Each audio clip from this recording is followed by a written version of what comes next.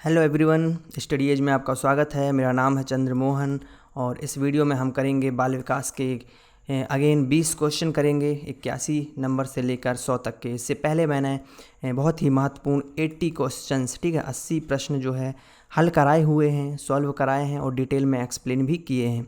तो इस वीडियो को देखें और उसके बाद उस प्लेलिस्ट में जाएं और वो सारे वीडियोस भी देखें ताकि आपको बहुत ही फ़ायदा होगा। तो ये सारे क्वेश्चन हम डिस्कस करेंगे राष्ट्रीय पाठ्यचर्या रूपरेखा 2005 से रिलेटेड, आकलन, मापन, मूल्यांकन, ठीक है, शिक्षा अधिकार अधिनियम 2009 इससे संबंधित कुछ महत्वपूर्ण क्वेश्चंस जो कि पुराने वर्षों में पूछे गए हैं। तो यदि आप कोई भी टीचिंग एग्ज़ाम देते हैं तो आप ये वीडियो देखें, बहुत ही महत्वपूर्ण होगा आपके लिए। तो चलिए स्टार्ट करते हैं। इस वीडियो का पहला क्वेश्चन है, निबंधात्मक परीक्षा का दोष क्या है। तो परीक्षाएं कितनी प्रकार की होती है? 2 प्रकार की होती है। पहली तो होती है वस्तुनिष्ठ और दूसरी होती है निबंधात्मक। तो निबंधात्मक में आपको ऑप्शन दिए जाते हैं, 4 विकल्प दिए जाते हैं, उनमें से आपको एक सटीक आंसर या जो उस क्वेश्चन का सही आंसर उसको चुनना होता है, ठीक है। वस्तुनिष्ठ की एक विशेषता है कि उन चारों में से कोई एक ही आंसर होगा, ठीक है, उसमें कोई भी ये नहीं होगा कि ये भी हो सकता है या ये भी। तो वस्तुनिष्ठ में ये खासियत है कि उनमें से कोई एक आपको बताना है और वही 100% उसका आंसर होगा। जबकि निबंधात्मक में आपसे किसी भी विषय में पूछा जाता है, जैसे आपसे पूछा जा सकता है कि भारत के बारे में, भारत देश के बारे में 100 शब्दों में बताइए उसकी विशेषताएं। तो विभिन्न प्रकार के बालक अपने अपने हिसाब से आंसर लिखेंगे।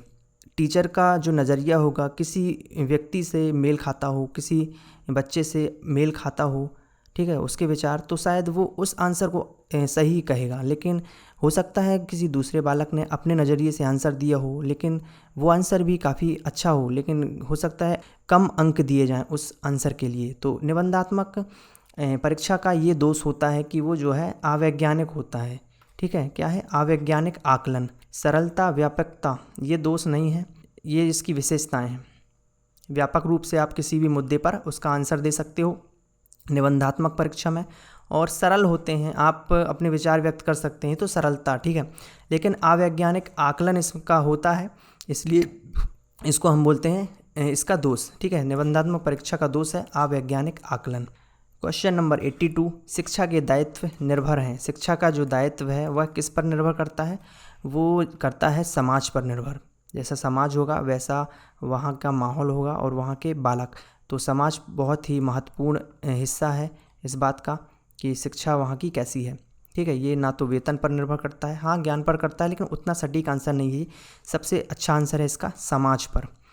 यही खासियत है किसी भी टीचिंग एग्ज़ाम की कि आपको 4 में से 3 ऑप्शन ऐसे लगेंगे कि ये भी हो सकता है, ये भी हो सकता है, लेकिन आंसर सिर्फ एक होगा, ठीक है। वस्तुनिष्ठ प्रश्न की यही विशेषता है कि 4 में से कोई ना कोई सिर्फ एक आंसर होगा। तो इसका आंसर क्या है? समाज। अगला प्रश्न है, प्राथमिक स्तर पर न्यूनतम कार्य दिवस हैं।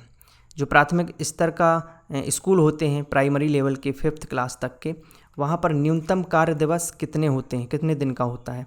तो ये होता है 200 दिन का। 200 दिन तक जो है वहाँ पर क्लास लगेंगी। फिर है, भारत के संविधान में किसके लिए निःशुल्क अनिवार्य शिक्षा का प्रावधान किया गया है?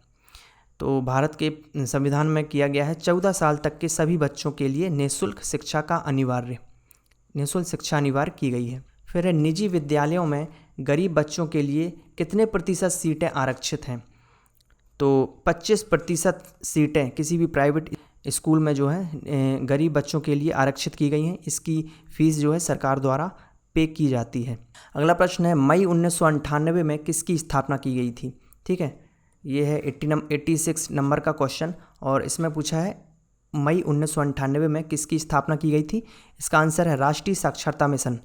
इसकी जो शुरुआत हुई थी वो हुई थी 1998 से। अगला प्रश्न है, वस्तुनिष्ठ प्रश्न की विशेषता क्या है? सबसे बड़ी विशेषता क्या है? पिछले क्वेश्चन में ही मैंने डिस्कस किया था। सबसे बड़ी विशेषता क्या है?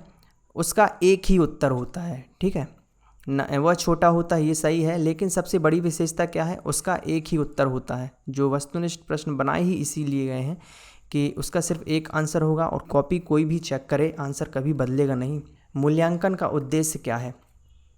मूल्यांकन का उद्देश्य क्या है? बच्चों को उत्तीर्ण या अनुत्तीर्ण घोषित करना, ठीक है, ये बिल्कुल सही। बच्चा क्या सीखता है? जानना, ये इससे जाना जाता है। ठीक है, क्या बच्चे ने सीखा है, हम मूल्यांकन से ही तो पता करते हैं। बच्चों के सीखने में आई कठिनाइयों को जानना, बच्चों की सीखने में जो कठिनाइयाँ आई हैं उनको क्या समस्याओं को सामना करना पड़ता है, ये भी पता चलता है मूल्यांकन से। ठीक है, कहाँ पर बच्चा वीक है, तो ये सभी जो है मूल्यांकन के उद्देश्य हैं। फिर है NCF 2005 बल देता है। NCF जो 2005 किस पर बल देता है, करके सीखने पर, रटने पर, समस्या हल करने पर। अब इसमें देखो कुछ लोगों को ये भी लग रहा होगा समस्या हल करने पर, ठीक है, लेकिन इसका सटीक आंसर क्या है, करके सीखने पर बल देता है। रटने पर बिल्कुल नहीं देता, तो ये तो आप कैंसिल कर सकते हैं इसको, ठीक है, एलिमिनेट कर सकते हैं। इसका आंसर क्या है, करके सीखने पर। 90 क्वेश्चन नंबर 90 है NCF 2005 किसकी अध्यक्षता में तैयार किया गया। इसका अध्यक्ष का नाम पूछा जा सकता है आपसे, इनका नाम था प्रोफेसर यशपाल। अगला प्रश्न है NCF 2005 की शुरुआत रविन्द्रनाथ टैगोर के किस निबंध से होती है। कुछ लोग तो इसी को सही बोल देंगे क्योंकि सभ्यता और संस्कृति सुनने में अच्छा लगता है, हमेशा ये साथ साथ आते हैं, लेकिन इसका आंसर ये नहीं है। इनका जो निबंध था ये था सभ्यता और प्रगति। तो राइट आंसर क्या है, सभ्यता और प्रगति। सतत एवं व्यापक मूल्यांकन में शब्दावली से तात्पर्य है, मतलब सतत और व्यापक मूल्यांकन क्या होता है आपको ये बताना है। इसका मतलब क्या है, शैक्षिक व सहशैक्षिक। सहशैक्षिक क्या होता है, जो एक्स्ट्रा करिकुलम एक्टिविटीज़ होती हैं, स्पोर्ट्स, ठीक है, क्रिएटिविटी, क्राफ्ट, ये सब चीज़ें। तो शैक्षिक व सहशैक्षिक क्षेत्र का मूल्यांकन ये कहलाता है सतत एवं व्यापक मूल्यांकन। अगला प्रश्न, व्यवहार में परिवर्तन लाने वाली प्रक्रिया क्या कहलाती है। व्यवहार में जो परिवर्तन लाती है उसको हम बोलते हैं अधिगम। अधिगम मतलब सीखना, तो अधिगम से ही हमारे व्यवहार में परिवर्तन होता है। अब इसमें भी आप देख सकते हैं पाठ्यक्रम भी आप लगा सकते हैं, लेकिन सटीक आंसर क्या है, अधिगम। फिर है अधिगम को आसान बनाने वाली प्रक्रिया क्या है। जो व्यवहार में परिवर्तन लाती है उसको हम बोलते हैं अधिगम, या लर्निंग, या फिर सीखना। और अधिगम को जो आसान बनाती है उसको हम बोलते हैं शिक्षण।